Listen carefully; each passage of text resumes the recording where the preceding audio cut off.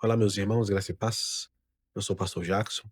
Se você tem acompanhado o meu trabalho e se tem sido abençoado, não esqueça de se inscrever no canal, dar o seu like e compartilhar com outras pessoas, para que o meu trabalho possa também abençoar outras pessoas.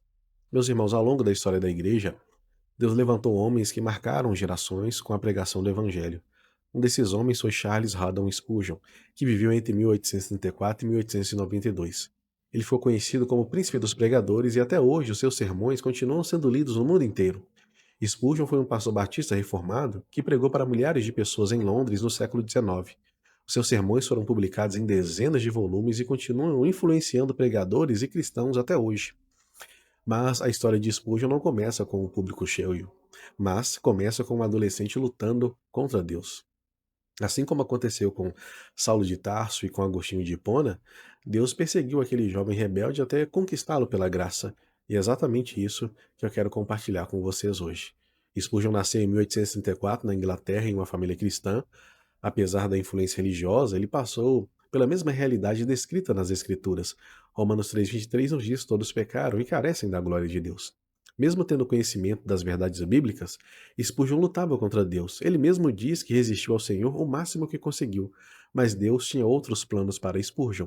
Um domingo de manhã, uma forte tempestade de neve mudou completamente o caminho do jovem Spurgeon.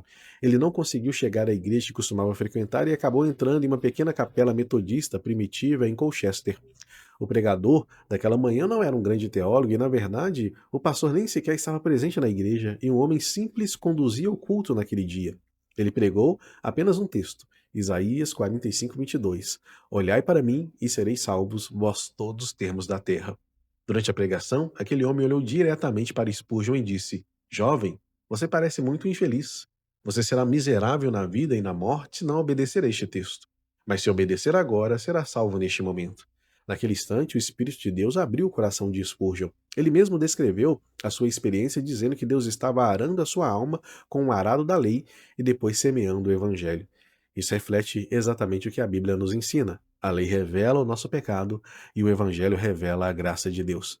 Como diz em Colossenses 1,13, ele nos libertou do império das trevas e nos transportou para o reino do Filho do seu amor.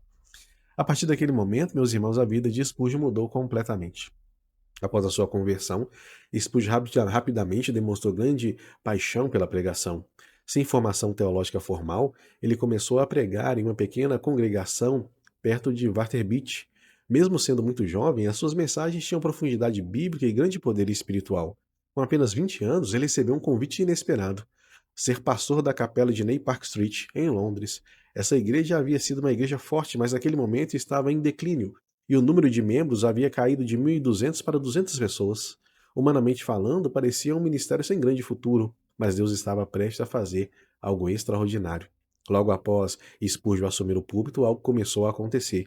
As pessoas começaram a lotar a igreja para ouvir as suas pregações.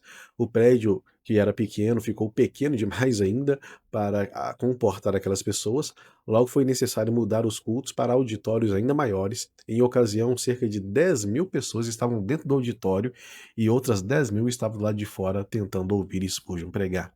Isso mostra algo muito importante. Não era entretenimento, era pregação bíblica poderosa. Spurgeon pregava sobre o pecado, arrependimento, graça e salvação em Cristo. Para quem, como eu, conhece os seus sermões, podemos ver logo isso. As pregações de Spurgeon sempre falam do pecado, do arrependimento, da graça e da salvação em Cristo Jesus. Ele cria profundamente na soberania de Deus e na doutrina da graça, mas ele mesmo dizia: o todo da verdade não está neste sistema ou naquele outro sistema. Nós devemos aceitar tudo que é bíblico.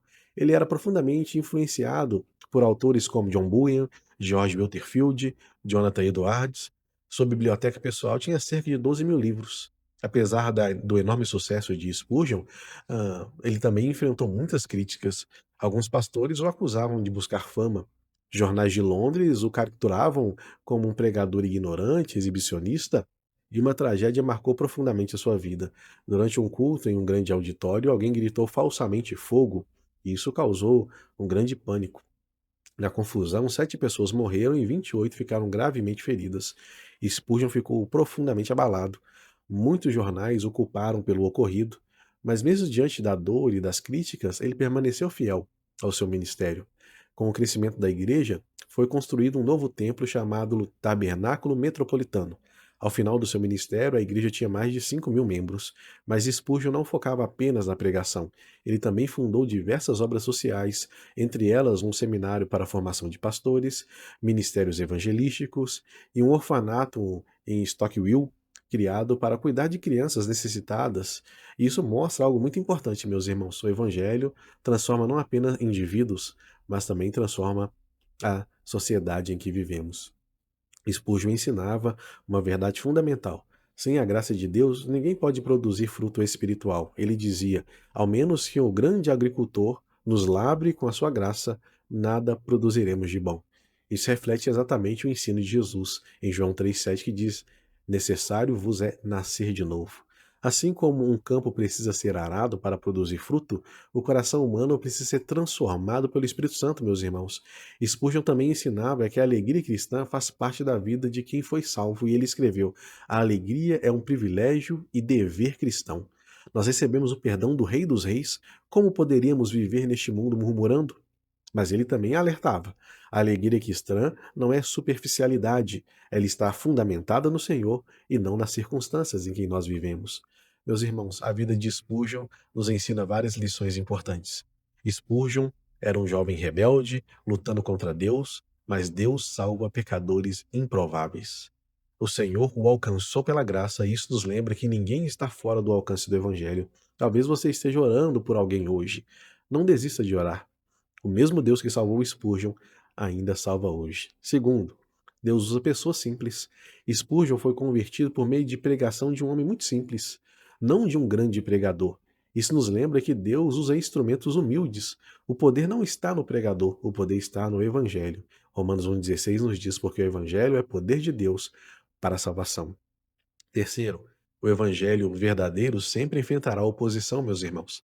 Spurgeon foi criticado, foi ridicularizado, foi acusado injustamente, e isso continua acontecendo até hoje no meio de nós. Jesus já havia dito em João 15:20: se perseguiram a mim, também perseguirão a vós.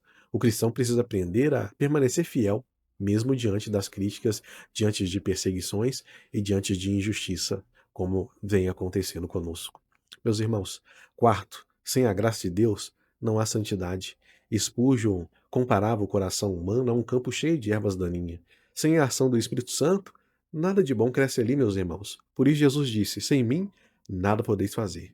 A verdadeira transformação vem da graça e vem da obra do nosso Senhor Jesus Cristo. Meus irmãos, a história de Charles Hodgson Spurgeon é uma prova de que Deus continua levantando homens para a proclamação do Evangelho. Ele começou com um adolescente perdido, mas pela graça de Deus se tornou um dos maiores pregadores da história da igreja. E mesmo a graça que transformou Spurgeon continua a transformar a vida de vocês hoje. Porque o evangelho não mudou. Cristo continua salvando pecadores e, como dizia Spurgeon, olhe para Cristo e você viverá. Que Deus abençoe a sua vida.